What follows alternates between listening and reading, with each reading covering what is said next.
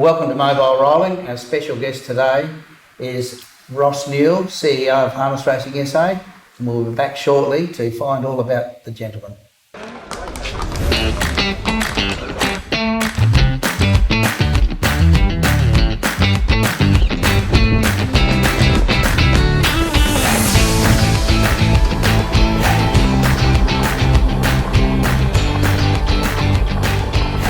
Welcome, Ross.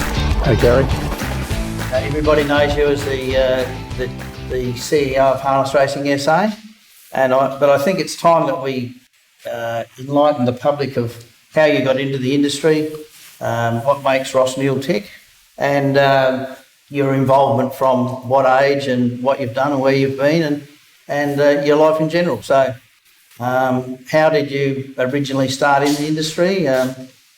Obviously you're in New Zealand. Yeah, got in, I guess like a lot of other people. Father was introduced, he was always keen on the races. He was a farmer. We had a property quite a way away from sort of mainstream harness racing, but we had a bloke moving up the road from us who was a harness racing trainer who bought a dairy farm and decided to put a track in, and Dad saw him training a few horses one day and decided he'd like to get part of it. So formed a friendship with him. As my brother and I were only young at the time, we'd go up with Dad and he'd learn how to do all things with a horse, and including jogging them and then fast working them. So after doing that for a couple of years, Dad decided it was time that he ventured out and got his own horse. So off to the sales we went one day. We packed up the kids and all the three of us in the car with Mum and Dad, and away we went to the yearling sales, which was quite a big drive for us. And Mum went into town shopping, and Andrew and I, my brother, we went with Dad to the sales and did a bit of action at the sales. And when we met up with Mum later on, she said, "Did you buy one?" And he said, "No, ended up buying two." So ended up with two fillies, took them home. One was reasonably tidy and the other one was crazy. At that stage, Dad was still learning his trade in the game, and in those days as well, we didn't have pipe training bikes. We had wooden shafts, so about 7 or 8 shafts later, after this, the crazy one started to break them, slowly started to learn the harness racing game. So after that, as I say... So did your father drive as well? Yeah, he got his licence. He was driving at the trials, and then he eventually got his race licence, and always had a handy horse around him. Never trained more than sort of 3 or 4, but always had one that could go a little bit. No great superstars, but he enjoyed it and loved it. It was a good part-time activity for him away from the farm. So your brother Andrew, he's still heavily involved. He had a nice horse that won an Auckland Cup. Yeah, he had Flight South. He won the Auckland Cup in 2000, it was. And Andrew and his wife Lynn train up in Cambridge, and he's been there for a long time now. And it's a good sideline for him as well, training a few horses and racing them, and mainly his own, but he does have a few outside ones, but yeah, he enjoys it still.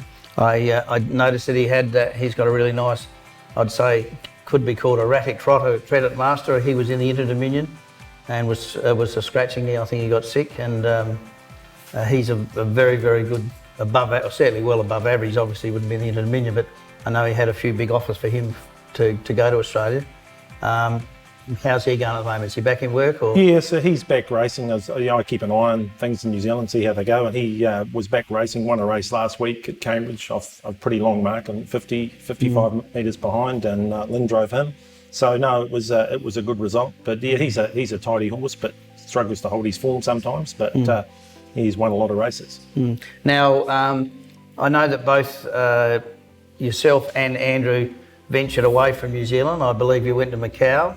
I think, did Andrew go to America for a while? Or? Andrew went to America early on, and then when he came back, he was helping Dad on the farm, and then I'd been overseas working, came back, was working on the farm, then got the opportunity to go to Macau when that started off in the early 80s, and that certainly was an interesting chapter of my life. Harness racing in Macau was something new to Asia, and certainly new to the Chinese that were in the enclave of Macau at the time, which was then the Portuguese colony. It's now reverted back to China, but certainly a really interesting time. Met a lot of interesting people and had a lot of interesting experiences in Macau, Gary. Well, we had quite a few South Australians, not quite a few, but I remember Jack Patrick went over, Rod Furrier went over, Max Evans was over there. When you went over, were you training, driving, foreman? What were you doing in Macau? Yeah, so I went over as a foreman, went over there and worked for Ross Stanton from WA, and Ross was there for a year, and then he went back. He'd taken a year's leave of absence at the time and went back to WA, and then Jeff O'Neill, who had been working for Fred Kersley, Jeff came over and I worked for him, and we had a really successful stable. Both years, I was there for 2 years, and both years we finished fourth on the premiership the first year and third the second year, so we always had some nice tidy horses around. So they were both from Western Australia, weren't they? Those They two? were. So how long were you in Macau? A couple of years, was it? Yeah, just under 2 years. Yeah. And then you went back to New Zealand? Yeah, I went back to New Zealand and got involved in the produce markets and spent most of my working career, or the bulk of my working career, in the produce markets, and that was really enjoyable. You know, it's got some ups and downs. The downside is getting up at 3:30 every morning, but you get used to it after a while, and that's part of life. And as always trained one or two on the side, but it was very difficult given the hours that I worked to train horses. But always kept one or two going, and mainly over at my father's place, who had a property not too far away.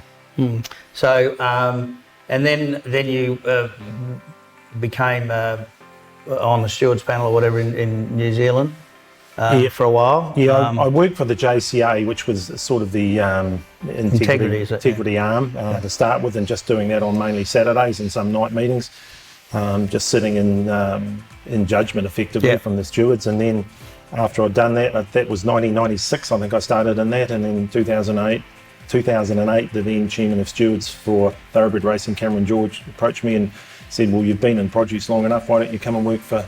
So the other was part-time, Yeah, so come and work for him full-time. Now, I believe you used to hit I don't know if you still do, more consistently than I do, along on a very accurate golf board.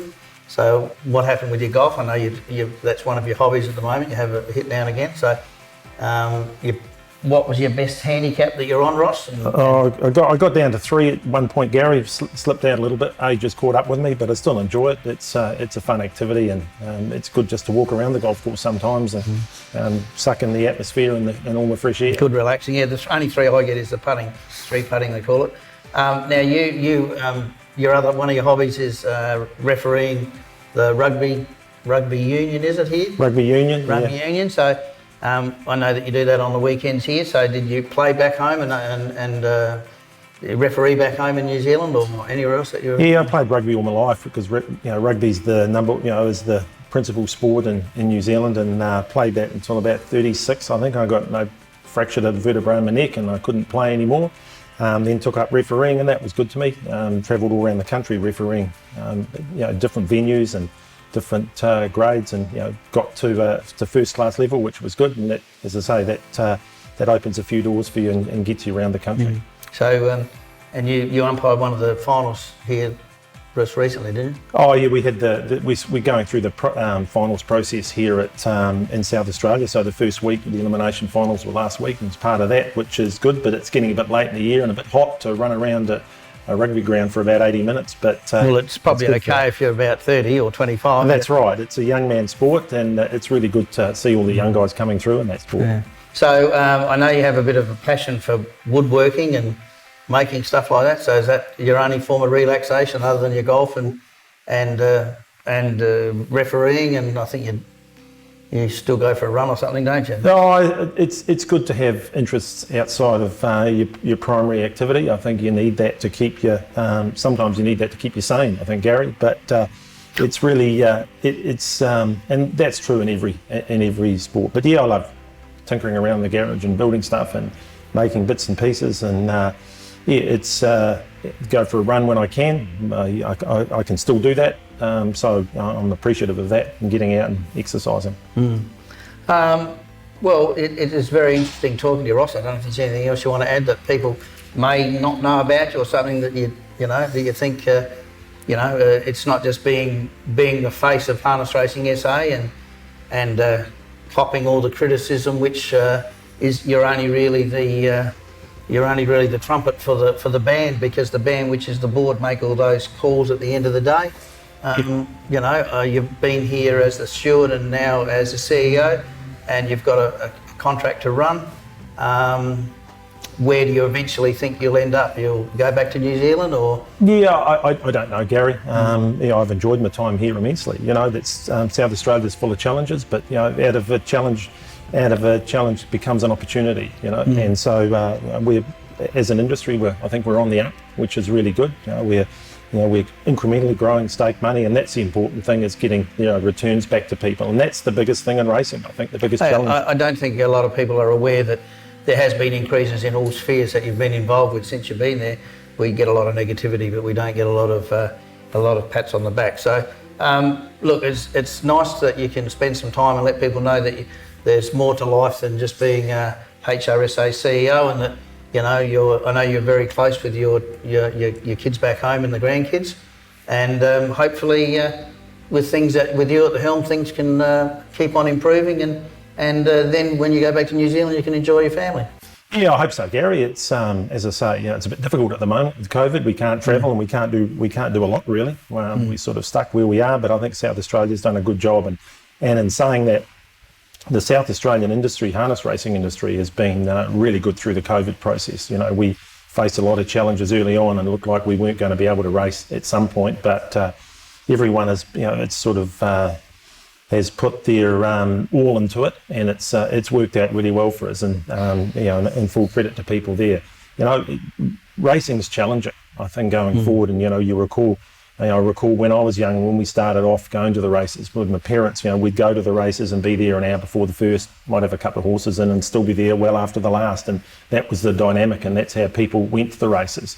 But these days, we're all under so much time pressure. We go to the races, race a horse and come home. So things have changed a lot. I often hear calls, that we need to get back to the good old days. And unfortunately, that's what they are, the good old days. And we need to diversify. We need to change our approach to the way we look at things. Sport now is very much digital. It's very much television, rather than participation and rather than attending venues. We'll still get people to a lot of the race meetings, but not all of them. And it's those challenges that we need to be.